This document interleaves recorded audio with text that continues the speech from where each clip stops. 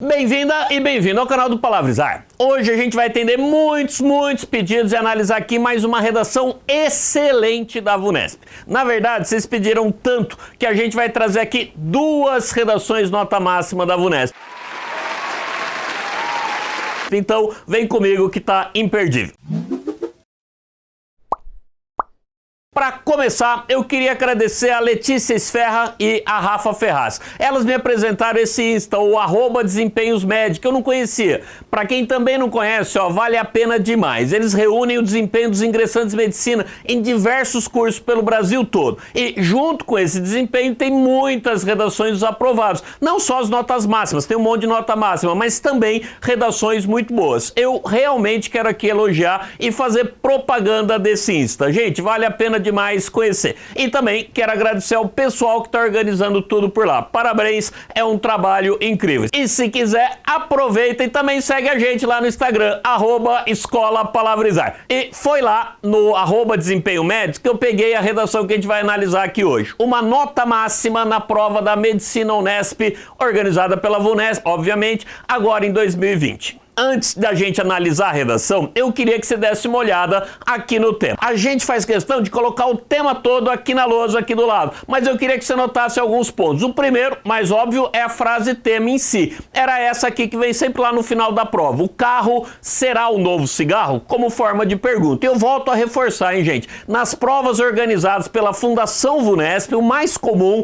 é que o tema seja uma pergunta. Eu já fiz um vídeo falando sobre isso, tá o link aqui no card. Sendo assim, ao fazer a redação, o candidato vai ter que responder explicitamente a pergunta e principalmente justificar a sua resposta. Mas eu queria que você também desse uma olhada aqui na coletânea de textos. O primeiro deles diz assim, eu vou lendo, O mundo enriqueceu-se com uma nova beleza, a beleza da velocidade. Um automóvel de corrida com seu cofre enfeitado de grossos tubos semelhantes a serpentes de hálito explosivo. Um automóvel rugindo é mais belo que a vitória de Samotrácia. Samotrácia, eu sempre falo errado, hoje eu acertei. Ele explica embaixo que a vitória de Samotrácia é uma escultura grega de 1900 a.C.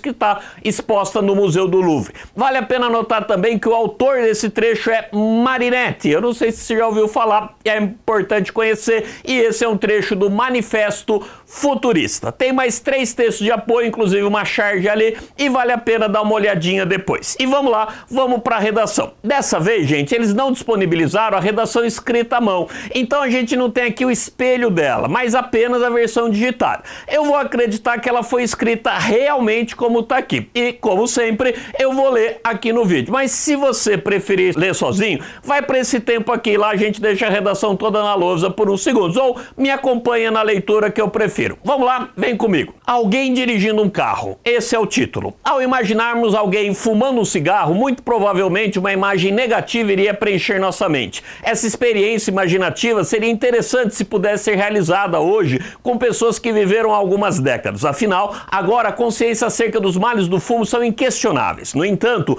o hábito de fumar já foi bastante encorajado. Mas e se fôssemos além? Alguns vícios contemporâneos poderão nos causar no futuro sensações semelhantes àquelas causadas pelo cigarro hoje. Sob esse raciocínio, voltemos à época das vanguardas europeias, mais precisamente para o futurismo. Já sacou, ele está usando a coletânea. Velocidade, movimento, máquinas. O carro reúne essa dinâmica valorizada por esse movimento artístico do século XX. Tem sido, até agora, um importante objeto de desejo. Apesar disso, a postura do poder público e da sociedade progride no caminho contrário. Mais cedo ou mais tarde, o carro será o novo cigarro. Antes valorizado, agora cada vez mais recusado e substituído. Nesse aspecto, o poder público é um grande interessado em dar aos carros o status de cigarro. O trânsito ocasionado pelo excesso desse meio de transporte e a quantidade preocupante de gases estufa que ele libera são fatores determinantes para que os automóveis sejam vistos, e estava escrito assim mesmo, tá? Não vistos, de uma forma negativa. Dessa maneira, medidas como a extensão extensão de ciclovias e faixas de ônibus foram implementados como tentativa de melhorar a mobilidade urbana e reduzir os impactos causados pelo uso do carro.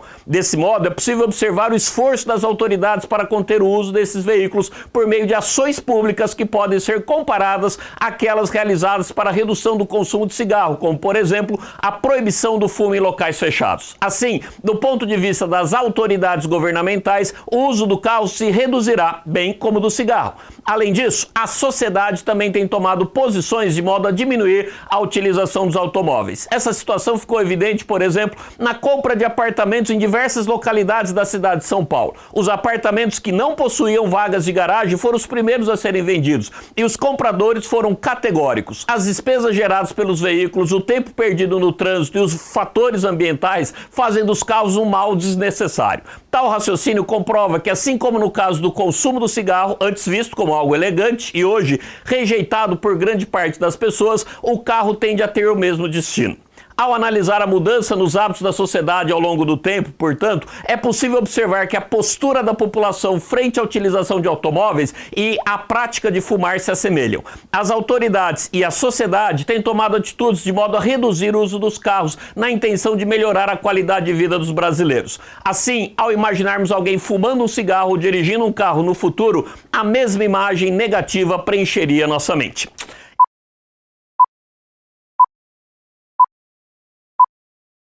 E aí, o que achou dela? Gostou? Já comenta aqui embaixo para eu saber qual foi a sua primeira impressão ao ler o texto. E lá vou eu. Uma coisa que me chama a atenção aqui é que a gente percebe que se trata de uma redação muito boa, excelente, ao mesmo tempo que me dá, ao menos a mim, uma sensação de que ela não é tão impossível assim, que dá para chegar nisso. Você também tem essa sensação? E como eu fiz em outros vídeos, eu não sei se quem escreveu esse texto foi um rapaz ou uma moça. Então aqui eu vou me referir sempre à redação e vou chamá-la de ela. Então, quando eu dizer que ela fez isso ou aquilo, eu vou estar dizendo que foi a redação que fez isso ou aquilo. E se você que escreveu essa redação um dia estiver vendo esse vídeo, comenta aqui embaixo, deixe seu nome, que eu prometo ir lá na descrição e deixar seu nome para todo mundo saber. Beleza? Parabéns, ótima redação. E vamos à análise em si. A primeira coisa que essa redação tem é um título. O título era Alguém Dirigindo um Carro. É um título bom, porque faz referência à introdução e à conclusão. Gente, a gente já gravou um vídeo falando sobre isso. Na VUNESP, o título não é obrigatório e não entra na avaliação. Então, se tivesse deixado sem título, não mudaria em nada a nota, mas é um bom título. Um outro aspecto que eu queria que você notasse aqui é o uso da coletânea ou dos textos de apoio. Dá uma olhada aqui nesse trecho da introdução, eu vou ler um pedacinho, ó. Sob esse raciocínio, voltemos à época das vanguardas europeias, mais precisamente para o futurismo. Velocidade, movimento, máquinas, o carro reúne essa dinâmica valorizada por esse movimento artístico do século XX. Ele está fazendo aqui, gente, uma clara referência ao movimento futurista que estava lá na coletânea, no texto 1. No entanto, eu queria que você notasse algo bem importante, tá? Que aqui tem uma interpretação do texto de apoio, uma interpretação da coletânea, tá? Mais que isso, a minha sensação é que a pessoa que escreveu o texto conhecia de verdade o movimento futurista. Tanto é que ela diz que se trata de uma vanguarda europeia. Isso não estava na coletânea. Além disso, não tem cópia da coletânea, mas sim uma apropriação. Guarda essa palavra, tá? Se apropriar de verdade do texto. Tanto que se eu não falasse que o movimento futurista estava lá no texto de apoio, ia parecer que essa redação trouxe espontaneamente essa referência. Então, um primeiro ponto é esse, ó, um bom uso da coletânea, sem cópia, mas com apropriação e acréscimo, que é essa parte de fato conhecer o texto da coletânea que está sendo usado, ou a referência ao que o texto da coletânea está dizendo. Gente, o repertório, no entanto, não se limita à coletânea. E para quem espera, e aí que é a grande surpresa, uma redação cheia de citações, o repertório aqui é algo diferente, mas muito produtivo. Por exemplo, ó, no segundo parágrafo, que é o primeiro argumento, ela cita o trânsito ocasionado pelo excesso de carro, a quantidade preocupante de gases estufa, a extensão de ciclovias e faixas de ônibus e a proibição do fumo em locais fechados. No segundo argumento, isso fica mais interessante ainda, porque ela cita, ó, a compra de apartamentos em São Paulo e aí ela vai explicar que os sem garagem foram vendidos antes. Gente, põe na cabeça de uma vez, para VUNESP, isso aqui é mais importante que aquele repertório todo rebuscado. É o uso produtivo de conhecimentos que as pessoas têm para justificar um ponto de vista. E na VUNESP não precisa ficar citando Platão, Rousseau, Bill-Churran, o escambau, tá? Precisa que o repertório ajude na defesa de um ponto de vista. E esse caso de que as pessoas preferiram comprar apartamentos sem garagem nesse tema, nesse argumento, gente, funciona muito, mas muito bem. Entendeu? Um outro ponto que eu quero destacar é o projeto de texto. Na introdução, ela já vai trazer aqui, ó. Apesar disso, a postura do poder público guarda poder público e da sociedade guarda o outro, progride no caminho contrário. E aí ela fala da substituição. Gente, ela diz isso, que o poder público e a sociedade têm mudado de postura em relação ao carro e ao cigarro. E no primeiro argumento ela fala do poder público e prova com a construção de ciclovias que o poder público tem agido de forma a diminuir ou a incentivar a diminuição do uso do carro. E mais que isso, mostra como o poder público fez o mesmo com o cigarro, ao proibir seu uso em locais fechados, tá entendendo?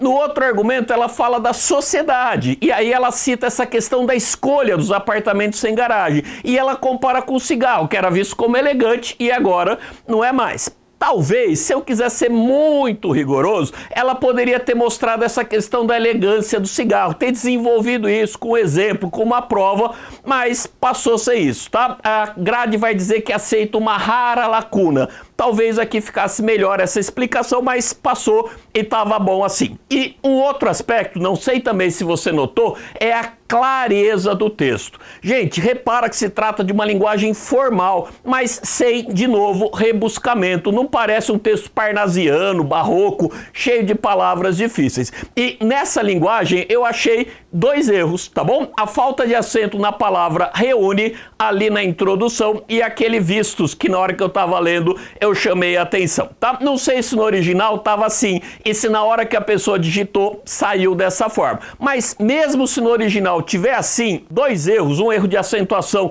e aquele S faltando, tá bom? Ia passar, tá? Não ia ser um problema na VUNESP para tirar nota. E quando a gente fala de clareza, vale notar também o uso dos recursos coesivos por todo o texto. Eu queria que você desse uma olhada na introdução, embora no texto inteiro isso vai aparecer. E eu destaquei aqui, ó, alguns recursos. Vai notando comigo, ó. Olha a presença e a quantidade e de forma correta de conectivos, ó. Quantos, tá? Só que na introdução a gente tem afinal, no entanto, mas, se e apesar disso. Além de muitas formas de evitar repetições, como essa experiência imaginativa, tá vendo? Esse movimento artístico do século XX que substitui lá o futurismo, esse aquelas com crase, que pouca gente coloca crase no aquelas, é difícil fazer isso, e que evita a repetição de sensações. Enfim, só aqui na introdução você consegue notar um domínio claro dos recursos coesivos em grande quantidade, bem usados.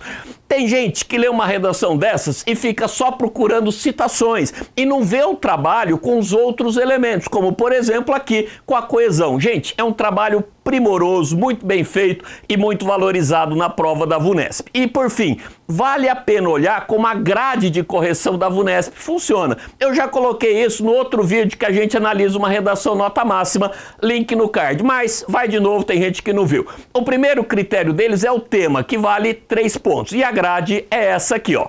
Para nota máxima, a pessoa tinha que falar de carro e de cigarro e de uma percepção negativa deles. E essa redação faz isso o tempo todo. Gente, eu coloquei esse tema para os alunos fazerem o simulado faz uns 6 anos. Se olhar o texto 4 vai ver que ele é de 2014, que foi quando a gente colocou como tema. E nesse ano agora, 2020, eu também pedi para os alunos fazerem esse tema mesmo da VUNESP como exercício. Muita gente fica simplesmente falando do carro e não compara com o cigarro. E olha aqui, a nota 2 diz exatamente isso, uma percepção negativa do carro, mas sem falar de cigarro. Acontece muito quando se dá esse tema. Então, fazer essa comparação do carro e do cigarro o tempo todo pode parecer simples, mas não é não, tá? Tanto é que se você conseguiu fazer isso na redação, já foi para a nota máxima. Outro critério é o tipo de texto e a coerência. Essa grade aqui, ó, tá na lousa, ela não muda faz algum tempo, tá? Para nota máxima é preciso observar 3 aspectos. A estrutura completa, meio óbvio, introdução, desenvolvimento, conclusão, não ter contradições, o que também me parece óbvio, e o mais importante, não haver lacunas ou buraco na argumentação. Na verdade, está escrito, eles aceitam rara lacuna, e talvez essa redação, quando não mostra a questão do cigarro ser associado à elegância, a gente pode pensar sim em uma lacuna, mas ela é pequena e acabou passando ou aceitaram, mesmo tendo visto, falaram tudo bem. E o último critério é a questão da linguagem e da coesão.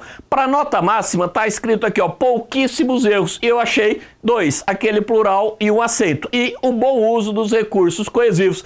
Eu comentei anteriormente, o uso dos recursos coesivos é muito bom mesmo. Então, para resumir, gente, o que uma redação VUNESP nota máxima pede? Ó, ela é clara, ela traz um repertório produtivo, e produtivo, gente, não é citar filósofos à torta e à direito, mas usar algo do seu conhecimento que não está na coletânea, que realmente sirva para defender um ponto de vista.